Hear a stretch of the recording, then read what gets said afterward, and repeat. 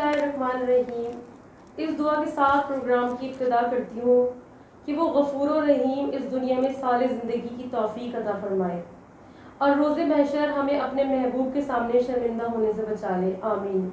कायम टीवी के ज़ेर एहतमाम माह सयाम प्रोग्राम में आपकी मेज़बान निदा जैदी और हमारे साथ मौजूद है रोज़ की तरह मोहतरमा डॉक्टर सरवत अस्करी साहिबा, जो किसी तारुफ की मोहताज नहीं। अल्लाह ताला ने अपनी इस कदर इनायतें और फजलो करम इन पर किया है और अल्लाह ताला कायम व दायम रखे। डॉक्टर साहिबा। वालेकुम अस्सलाम। डॉक्टर साहिबा, आज का हमारा टॉपिक है सिला रहमी। हम इंसान खता का पुतला है और हमसे गलतियां होती रहती हैं और हम अल्लाह ताला से ये तवक्का करते हैं कि अल्लाह ताला हमारी सारी गलतियों को, सारे गुनाहों को माफ़ करे। लेकिन जब हमारे साथ कोई इंसान ज़्यादती करता है तो हम उसको माफ़ नहीं कर पाते और हम सिला रहमी नहीं कर पाते। तो अल्लाह ताला ने कुरान पाक में सिला रहमी का क्या हुक्म फरमाया है और कहाँ कहाँ इसका जिक्र किया है? बिस्मिल्लाहिर्रहमानिर्रहीम। अस्सलाम वालेकुम। निदा, मैं आपकी पूरी टीम को, आपको और कायम टीवी के तवस्सुत से तमाम आलम इस्लाम को माह रमज़ान मुबारक की मुबारकबाद पेश करना चाहती हूँ। और अल्हम्दुलिल्लाह इस वक्त हमारी रातें भी इबादत हैं, हमारे दिन भी इबादत हैं, हमारा सोना जागना, उठना बैठना, खाना पीना सब कुछ इबादत करार पाया। और सिले रहमी जैसे अहम मौजू के ऊपर बात हो रही है, अल्लाह रब्बुल इज़्ज़त हमारी और आपकी इस मुख्तसर सी इबादत को कबूल फ़रमाए।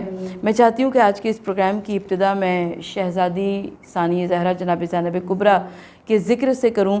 जनाब ज़ैनब कुबरा सलामुल्लाह अलैहा की बारगाह में एक मुख्तसर सा कलाम अर्ज़ करते हुए कि अली की बन गई आवाज़ ज़ैनब, अली की बन गई आवाज़ ज़ैनब, शह कौनो मकां का राज ज़ैनब, ये दुख्तर हैं अली व फ़ातिमा की, हसन की बिल यकीन दमसाज ज़ैनब। वो खुतबा और वो बाज़ार कूफ़ा, थी क्या गुफ्तार क्या अंदाज़ ज़ैनब, बचाया करबला में शहन मज़हब, उसी दीन खुदा का राज ज़ैनब।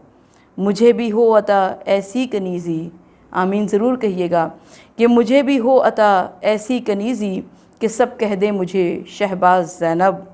और अता हो सरवत दिलगीर को भी, मक़ता अर्ज़ है, अता हो सरवत दिलगीर को भी इसी औजे सुखन का राज ज़ैनब, अली की बन गई आवाज़ ज़ैनब, शह कौनो मकां का राज ज़ैनब। सिले रहमी एक नहायत अहम मौजू है कि जिसकी इस वक्त बहुत ज़रूरत है और यकीनन हर दौर में ज़रूरत रही होगी, तभी परवरदिगार आलम ने, खालिक़ कायनात, खालिक़ इंसान ने कुरान मजीद में सिले रहमी जैसे अहम मौजू को बयान फरमाया। मैं चंद आयात इलाहिया का हवाला देना चाहती हूँ। सबसे पहले सूरह नहल की आयत नंबर 90 में परवरदिगार आलम इरशाद फरमा रहा है कि बेशक अल्लाह अदल और एहसान और क़राबतदारों के हुकूक़ की अदायगी का हुक्म देता है। उसके बाद मोमिनीन की सिफ़ात को जब बयान फरमाया गया तो सूरह राद में आयत 21 और 22 है कि जो लोग अहद खुदा को पूरा करते हैं और अहद शिकनी नहीं करते हैं और जो इन ताल्लुक़ात को कायम रखते हैं जिन्हें खुदा ने कायम रखने का हुक्म दिया है और उससे डरते रहते हैं और वो और बदतरीन हिसाब से खौफज़दा रहते हैं। तो जिस तरीक़े से हम सिले रहमी की बात करते हैं उसी तरीक़े से हमें क़त्ए रहमी से भी परहेज़ करना चाहिए। और कुरान मजीद में मज़म्मत की गई उन अफराद की जो कि क़त्ए रहमी से परहेज़ करते हैं। जिस तरीक़े से सूरह निसा की पहली आयत में इरशाद हो रहा है कि और उस खुदा से डरो कि जिसके ज़रिए एक दूसरे से सवाल करते हो, और क़राबतदारों की बेतल्लुक़ी से भी अल्लाह तुम सब के आमाल का निगरान है। क़त्ए ताल्लुक़ करने वाला रहमत इलाही से दूर रहता है।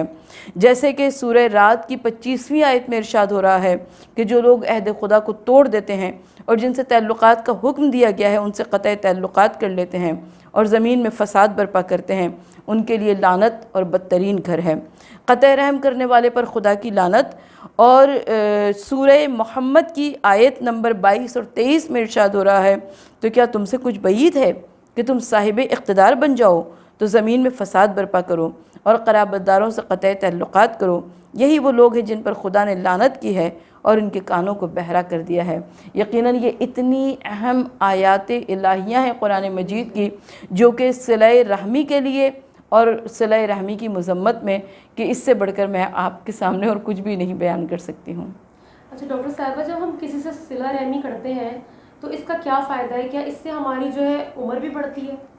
بے شک صلہ رحمی کے بہت سارے فائدے ہیں. میرے پاس بہت ساری احادیث ائمہ معصومین علیہ الصلوۃ والسلام بھی ہیں، جیسے کہ امام محمد باقر علیہ الصلوۃ والسلام نے ارشاد فرمایا کہ صلہ رحمی اعمال کو پاک کرتی ہے، مال کو اس سے زیادتی ہوتی ہے، بلائیں دور ہوتی ہیں، حساب میں آسانی ہوتی ہے اور موت میں تاخیر ہوتی ہے.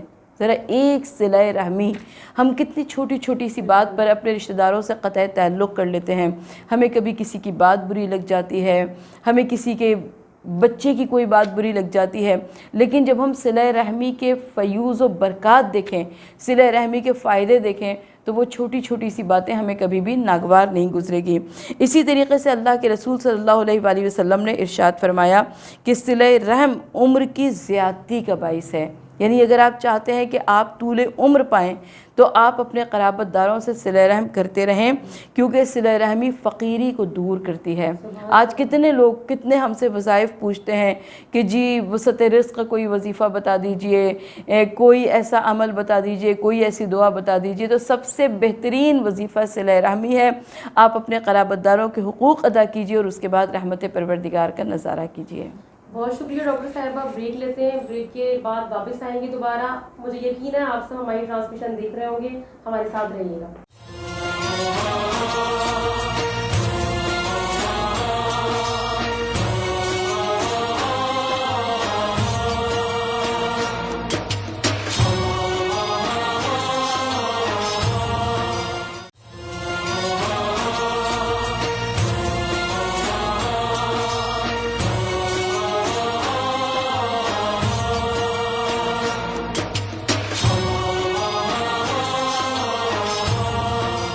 ویلکم بیک ناظرین. گفتگو کا سلسلہ جاری ہے. ہمارے ساتھ موجود ہیں محترمہ ڈاکٹر ثروت عسکری صاحبہ. بے زبان کو جب وہ زبان دیتا ہے، پڑھنے کو پھر وہ قرآن دیتا ہے. بخشنے پہ آ جائے جب امت کی گناہوں کو، بخشنے پہ آ جائے جب امت کی گناہوں کو، تحفے میں گناہگاروں کو رمضان دیتا ہے. ڈاکٹر صاحبہ ہمارے ساتھ موجود ہیں. ڈاکٹر صاحبہ ہمارا گفتگو کا سلسلہ جاری تھا. ہمارا ٹاپک تھا صلہ رحمی. تو صلہ رحمی سے ہمیں صلہ رحمی سے کیا نعمتوں میں ہماری اضافہ ہوتا ہے؟ صلہ رحمی سے ہماری نعمتوں میں اس قدر اضافہ ہوتا ہے کہ حضرت امام جعفر صادق علیہ الصلوۃ والسلام سے روایت ہے کہ امام جعفر صادق علیہ الصلوۃ والسلام کے دور میں 2 بھائی رہا کرتے تھے. تو یہ آج کل کے دور کا مسئلہ ہے. ہمارے یہاں بہت سارے لوگ ایسے آ کے کہتے ہیں کہ جی ہم دوسرے کے لیے برائی نہیں کرتے لیکن وہ ہمارے حق میں برائی کرتا ہے. یہ باتیں سنائی دیتی ہیں نا. تو اب یہ ہر دور میں یہ مسائل تھے. تو اس شخص نے آ کر امام جعفر صادق علیہ الصلوۃ والسلام سے کہا کہ میرے بھائی نے میری نہایت بے عزتی کی، اس نے میری توہین کی، اس نے میری عزت کو پامال کیا، اس نے ایسا کہا، اس نے ویسا کہا، ویسا کہا.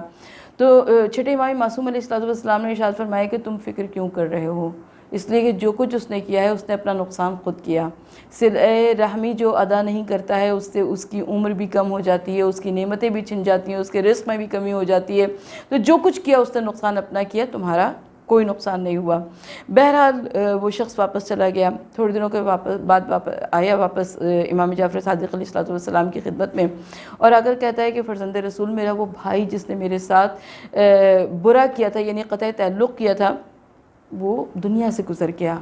مولا نے کیا فرمایا تھا کہ جو صلہ رحمی نہیں کرتا ہے اس کی عمر کوتاہ ہو جاتی ہے. کہا کہ وہ دنیا سے گزر گیا.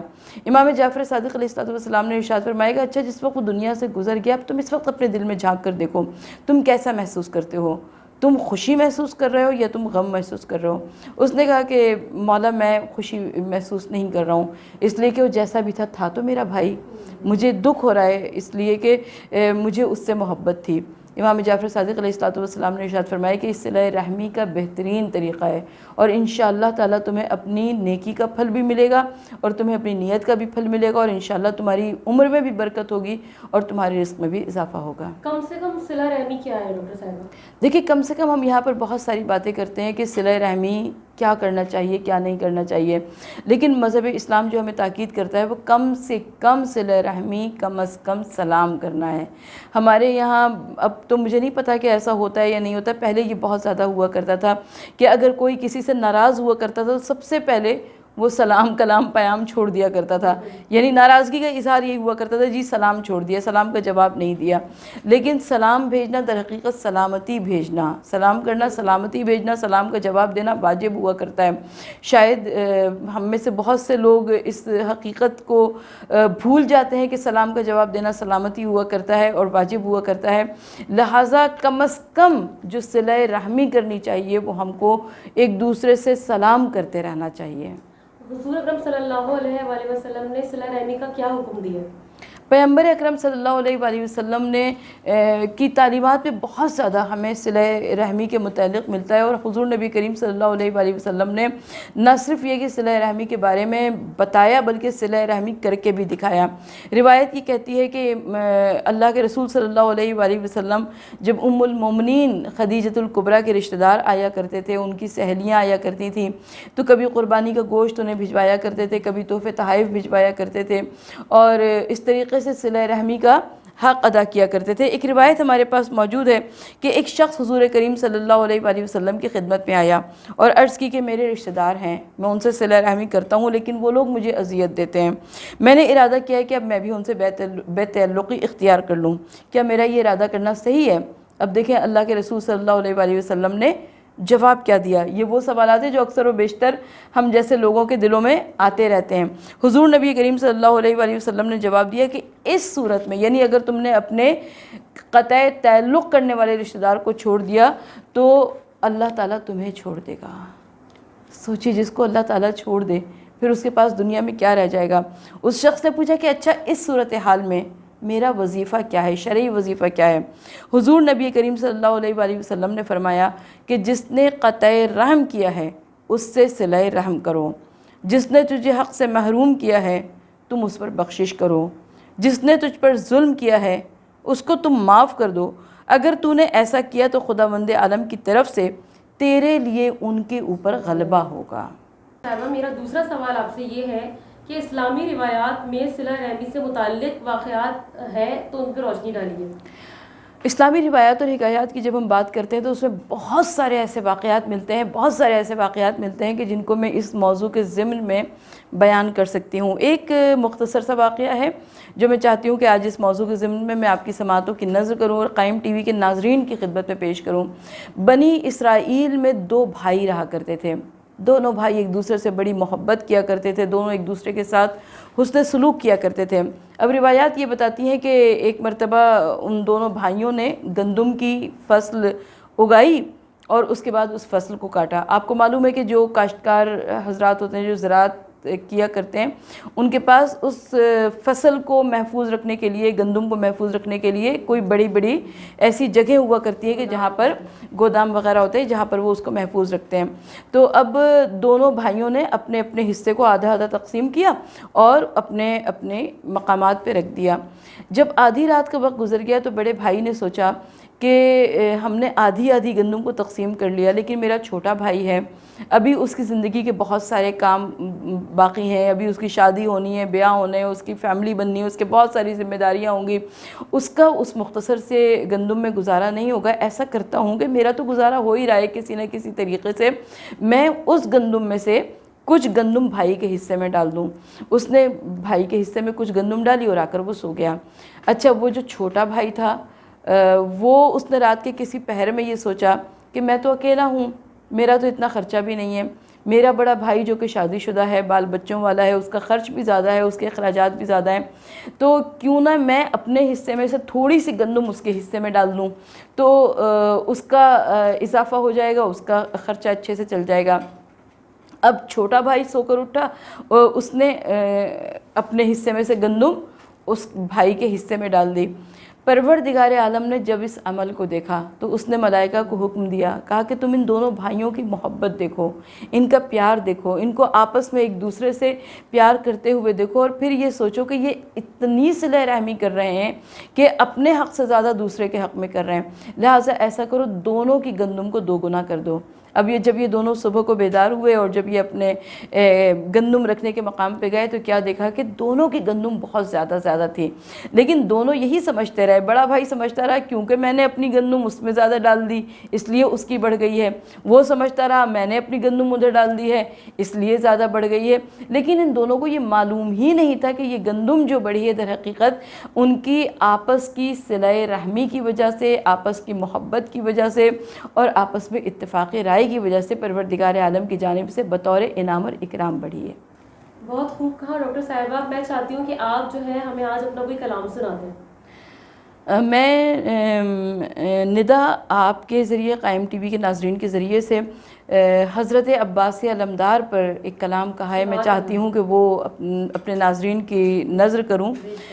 کہتے ہیں مجھے حضرت عباس علمدار، میں لشکر شبیر میں ڈھارس کی صدا ہوں، میں لشکر شبیر میں ڈھارس کی صدا ہوں، زینب کی ہوں میں آس، سکینہ کا چچا ہوں، دشمن کے لیے شیر نیستان ہوا ہوں، مشکیزہ لیے نہر کی جانب یوں چلا ہوں، کوئی نہیں یاور میرا اور کوئی مددگار، کہتے ہیں مجھے حضرت عباس علمدار۔ دریا کی ترائی پہ میری شان یوں دیکھو، پیاسا ہوں کئی وقت کا پر آن یوں دیکھو، دل بند ہوں حیدر کا میری جان یوں دیکھو، میں اپنی بھتیجی پہ ہوں قربان یوں دیکھو، حیدر کا ہوں میں شیر ارے میں بھی ہوں کرار، کہتے ہیں مجھے حضرت عباس علمدار، اور عباس میرا نام ہے حیدر کی دعا ہوں، عباس میرا نام ہے حیدر کی دعا ہوں، میں فاطمہ زہرا کے گھرانے کی صدا ہوں، میں چاند ہوں ہاشم کا اور زینب کی ندا ہوں، خود کہتے ہیں سرور میں وفاؤں کا خدا ہوں، تھرائی زمیں تھی یہی سن کر میری للکار، کہتے ہیں مجھے حضرت عباس علمدار۔ بہت بہت شکریہ ڈاکٹر صاحبہ۔ اسی کے ساتھ ندا ندی کو اجازت دیجیے، پروگرام کا وقت ختم ہوا، اللہ نگہبان۔